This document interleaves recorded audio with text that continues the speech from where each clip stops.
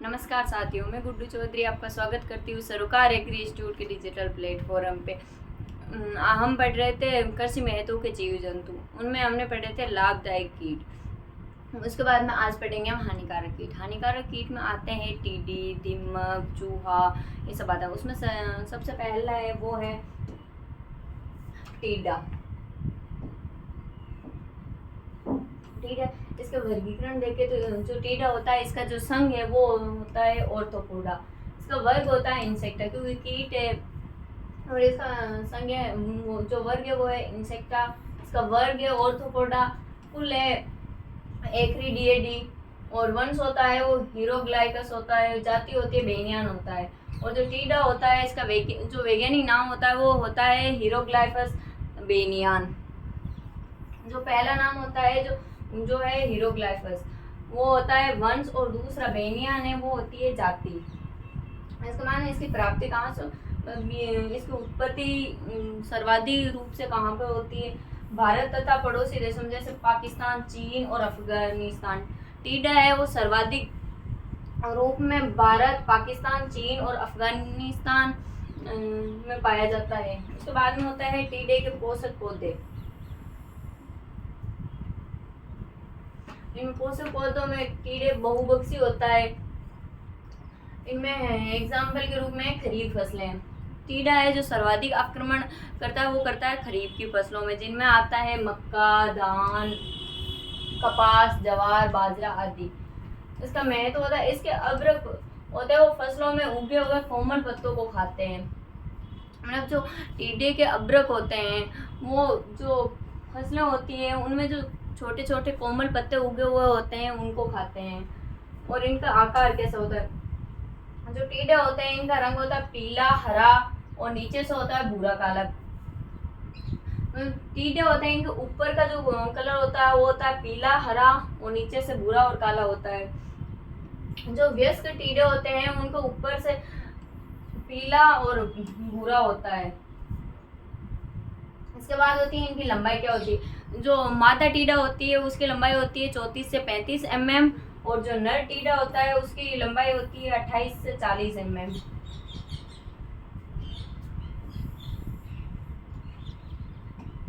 इनका जो सिर नीचे की ओर मुड़ा हुआ होता है। इनका जो सिर होता है वो नीचे की ओर मुड़ा होता है। इस पर 2 एंटीना लगे हुए होते हैं, 2 संयुक्त नेत्र होते हैं, 2 सरल नेत्र होते हैं। और उसके बाद आता है वक्ष भाग। वक्ष पर बड़ी टांगे होती है जो कूदने में सहायक होती है।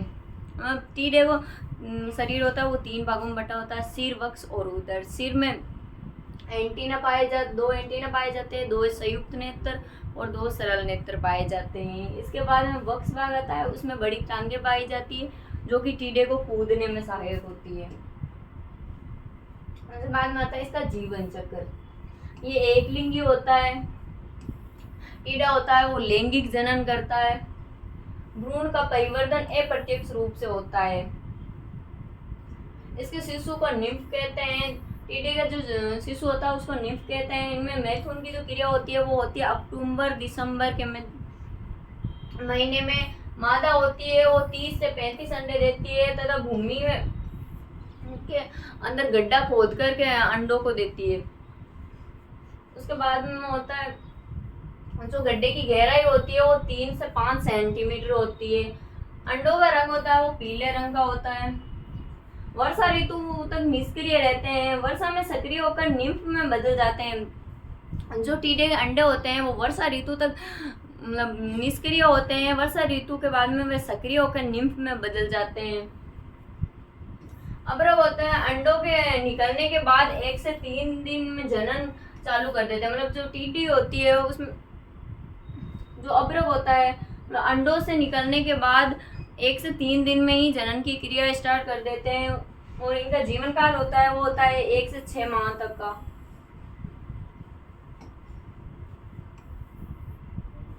इनके नियंत्रण के उपाय। अब्रक व वयस्क को जाली में पकड़कर नष्ट कर देना चाहिए। जो अब्रक वयस्क होते हैं उनको जाली में पकड़कर नष्ट कर देना चाहिए। टीडी वाले खेत को ग्रीष्मकालीन में गहरी जुताई कर देनी चाहिए। गहरी जुताई से ये होता है कि जो टीडी भूमि के अंदर अंडे देती है उनको नष्ट कर देते हैं।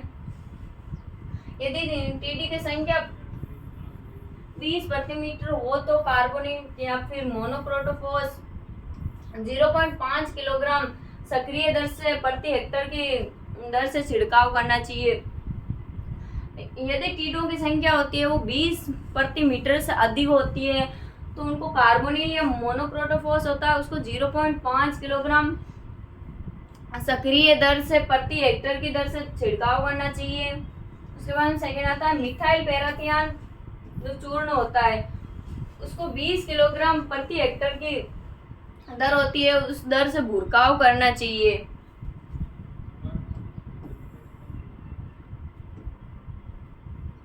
उसके बाद में आता है सर्प।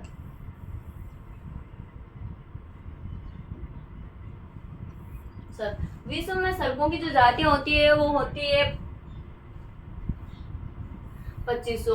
भारत में लगभग 216 प्रजातियां पाई जाती है। 52 प्रजातियां ये जो विषैली होती है, मतलब जो विश्व में प्रजातियों की संख्या होती है वो है 2500। उसमें से जो भारत में सर्पों की प्रजाति पाई जाती है वो होती है 216। उनमें से 52 प्रजातियां ही है जो विषैली होती है। इनका जो आवास होता है वो जल, स्थल और वृक्ष पर पाए जाते हैं। सांप का प्रमुख भोजन होता है वो चूहा और मेंढक होता है। आर्कटिक क्षेत्र, आइलैंड और न्यूजीलैंड में सांप नहीं पाए जाते हैं। ये 3 ऐसा क्षेत्र हैं जहाँ पर सांप नहीं पाए जाते हैं। उनमें आता है आइलैंड, न्यूजीलैंड और आर्कटिक। बाद में आता है विषैले सर्प।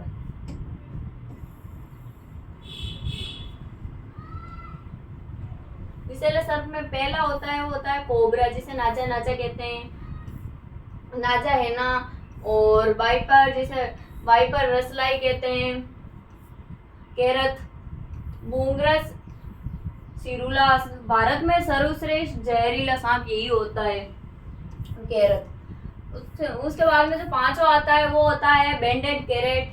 उसके बाद में आता है विषहीन सांप। ये 5 थे वो थे विषैले सांप। उसके बाद में है विषहीन सांप। उसमें पहला आता है अजगर, पाइथन। उसके बाद में सेकेंड होता है दुमुही, वह सांप जिसके 2 मुंह होते हैं। उसके बाद में बोआ और एरिकस जोनी। और तीसरा आता है दामन जिसे नेट्रिकस पिस्केटर कहते हैं।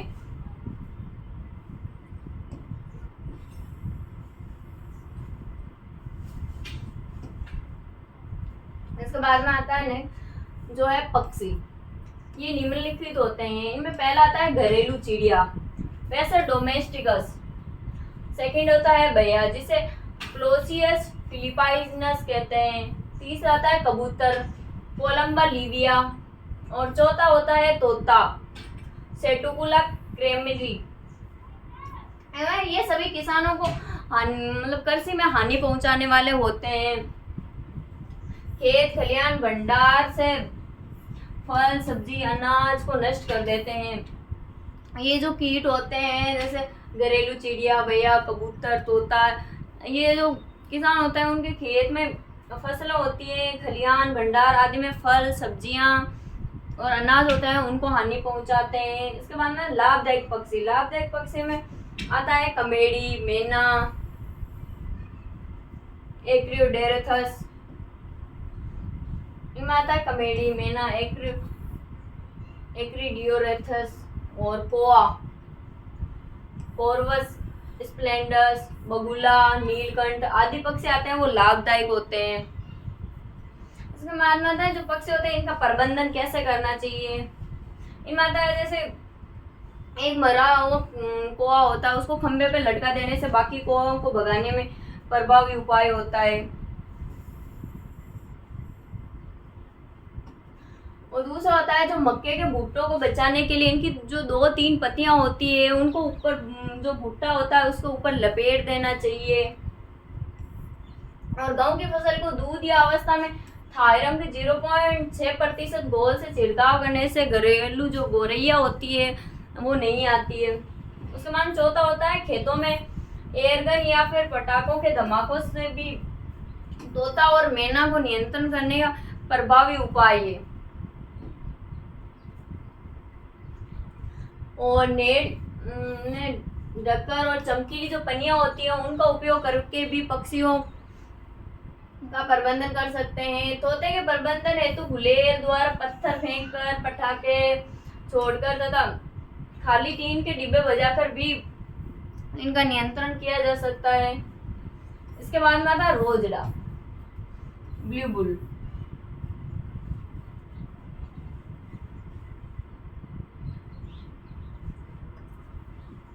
भारत में हिमालय से कर्नाटक तक ये पाए जाते हैं।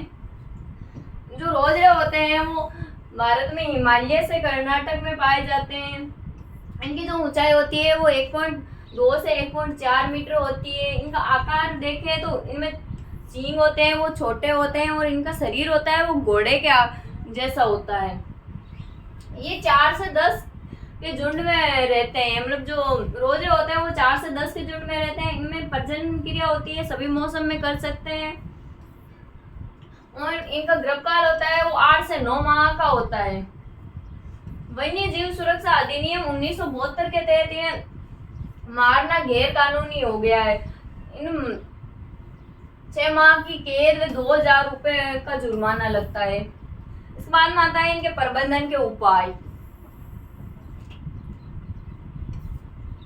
इनके प्रबंधन के उपाय में देखें तो रोजड़े की जो गोबर को पानी में घोलकर, जो ये घोल होता है इसके पानी को नितार करके फसल के किनारों पर छिड़कने से ये फसल को हानि नहीं पहुंचाते हैं। या फिर 2 से 3 ml लीटर पानी में जो फिनाइल होता है प्रति लीटर की मात्रा से मिलाकर फसल के चारों ओर छिड़कने से इनसे फसल की सुरक्षा की जा सकती है।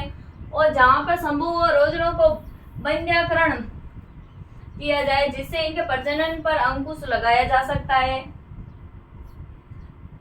और जो सड़ी हुई आग की पत्तियां होती है उनके घोल का छिड़काव करना चाहिए।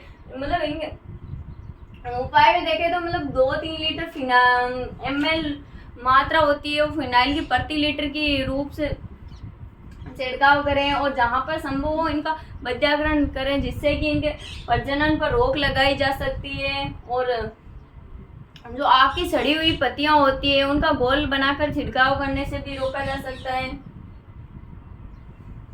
फसल वाले क्षेत्रों में विशेषकर शाम के समय या तो टायर, पुराने कपड़े, जूते या फिर बालों को जलाएं जिससे बदबू से रोज उनको फसल से निकट आने से रोका जा सकता है। उसके बाद आता है जाऊ चूहा।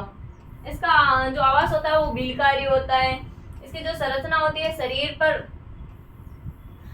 कान, त्वचा मतलब कांटे पाए जाते हैं जो शत्रु से सुरक्षा का कार्य करता है। ये जो जाऊ चूहा होता है इसकी सुरक्षा के लिए इसके शरीर पर कांटे पाए जाते हैं। इनका जो भोजन होता है वो कीड़े, दीमक और चींटियां होता है।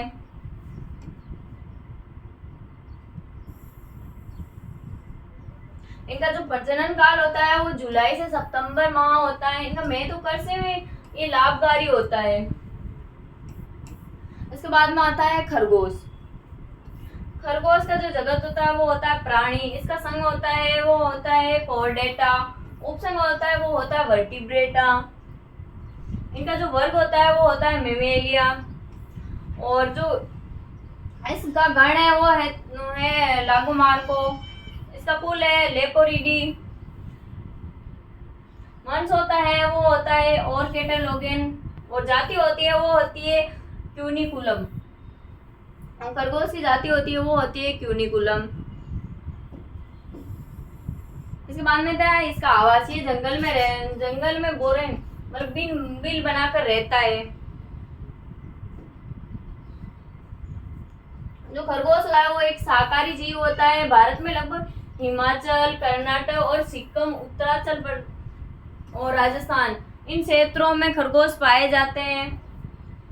सर्वाधिक मात्रा में खरगोश देखे तो हिमाचल, उत्तरांचल और सिक्किम में पाए जाते हैं। इसकी जनन क्षमता होती है वो लगभग 30 से 40% अधिक होती है। इनके लाभ में देखें तो भारत में 1960 में खरगोश का पालन जो प्रोग्राम होता है वो तैयार किया गया था। इसके मांस में 20% प्रोटीन पाई जाती है। और इसके मांस, ऊन, खाल का उपयोग किया जाता है। जो खरगोश के मांस, ऊन और खाल होते हैं उनका व्यापार के रूप में उपयोग किया जाता है। 4 से 5 महीने में इनका मांस उपयोग के लिए तैयार हो जाता है। ये स्वादिष्ट कम होते हैं, लेकिन कोलेस्ट्रॉल की जो मात्रा होती है वो अधिक होती है। एक मादा 30 दिन के अंतराल में 2 से 8 बच्चों को जन्म देती है। इसके बाद में इनकी जो जातियां होती है उनमें पहली है white giant, grey giant, New Zealand white और ब्लैक ब्राउन आती है। इनके पालन का तरीका देखें तो पिंजरों में पाला, जो खरगोश होते हैं उनको पिंजरों में पाला जाता है। इसके बाद है इनका खाना दाना। 1 किलोग्राम भार वाले खरगोश को 400 ग्राम दाना और 40 ग्राम हरा चारा दिया जाता है। शुद्ध जल, जो 1 किलोग्राम भार वाला खरगोश होता है उसको 400 ग्राम दाना और 40 ग्राम हरा चारा दिया जाता है और उसके साथ शुद्ध जल। इसके बाद में प्रजनन, ये 5 से 6 माह की आयु में तथा शरीर भार वाले नर मादा प्रजनन के लिए योग्य हो जाते हैं। उसके बाद में प्रबंधन और उपाय, जो बीमारी से बचाने के लिए समय समय पर मेडिकल चेकअप किया जाता है। विपणन, कई क्षेत्रों में खरगोश के मांस की अच्छी फिर भी अभी और विकसित करने की जरूरत होती है। जो खरगोश होते हैं इनके मांस की कई क्षेत्र होते हैं उनमें अधिक मांग की जाती है, लेकिन इनकी जो मांग है उनको विकसित करने की वो जरूरत है। उसके बाद में आता है चूहा।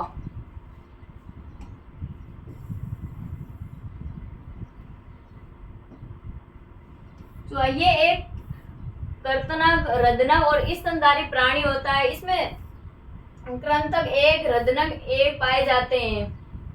भोजन सर्वहारी, जो चूहा होता है वो सर्वहारी होता है। ये लगभग 30% घरेलू हानि पहुंचाता है। ये अपने उपयोग के 20 गुना अधिक खाद्य पदार्थों को दूषित करता है।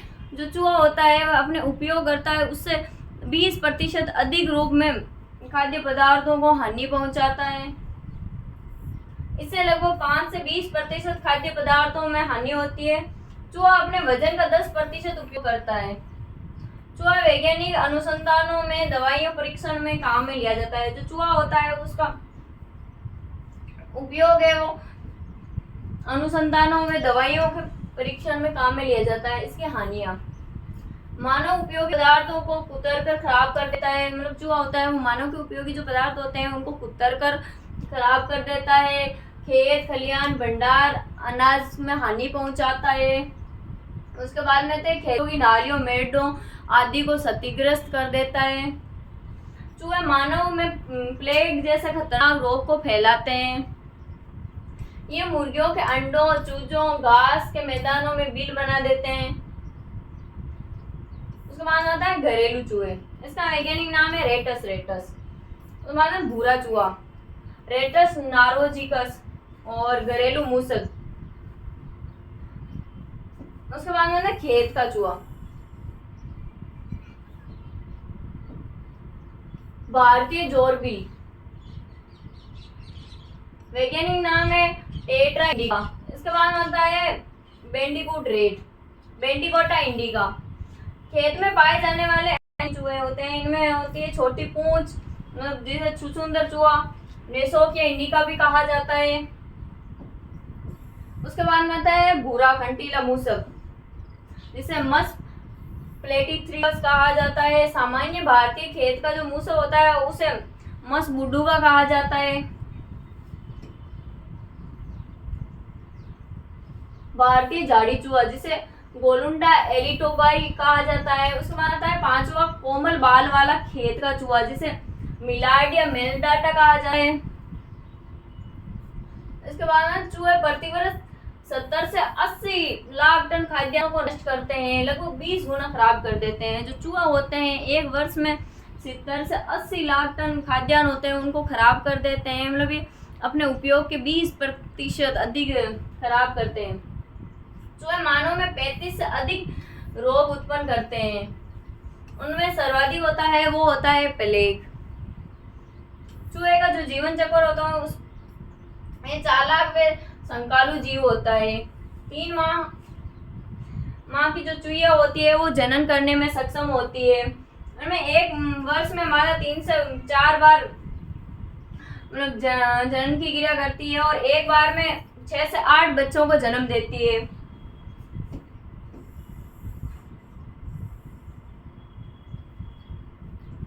जो चूहे होते हैं इनमें जो दंपति होती है वो एक वर्ष में 800 से 1000 बच्चों को जन्म देती है। इसके बाद चूहे के नियंत्रण के जो वैज्ञानिक उपाय होते हैं वो क्या होते हैं, दिन में कार्य करने के रूप में बताया गया है। तो पहले दिन में चूहों को जो नियंत्रण करते हैं उनमें पहले दिन में क्या करते हैं, वो सभी बिलों को बंद कर देते हैं और जो बिल होते हैं उनके आसपास के जो खरपतवार होते हैं उनको हटा देते हैं, जिससे कि चूहों को शरण स्थल ना मिले।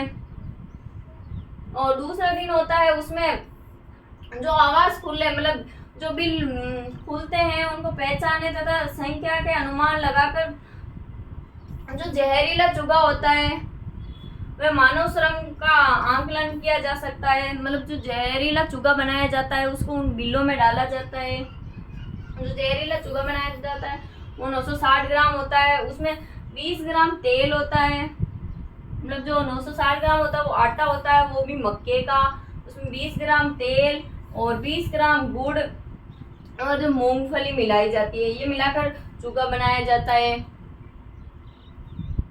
उसके बाद में आता है चौथे दिन। विषैला चूहे को हाथ में दस्ताने पहनकर हाथ में दस्ताने पहनकर लकड़ी से मिलाया जाता है और इसको शाम के समय वो जो बिल होते हैं उनमें डाला जाता है। इनमें जो विषैला चूहा है वो 1 किलोग्राम होता है, इसमें आटा, जहर और 20 ग्राम वो तेल होता है, 20 ग्राम गुड़ होता है। बाद में 5वां दिन होता है, उसमें जो मरे हुए चूहे होता है उनको एकत्रित किया जाता है तथा इन्हें जमीन में गाड़ दिया जाता है ताकि अन्य जानवर नहीं खा सके। और जो 7वां दिन होता है इनमें जो खुले बिल होते हैं जिनको पुनः बंद किया जाता है, मतलब लगभग 80 से 90% चूहे मर जाते हैं। और 9वां दिन होता है उनमें एल्यूमिनियम फॉस्फोर्ड मतलब जिंक सल्फाइड होती है, उनकी गोलियों को प्रति बिल में डाल दिया जाता है और जो बिल खुले होते हैं सभी बिल होते हैं उनको बंद किया जाता है।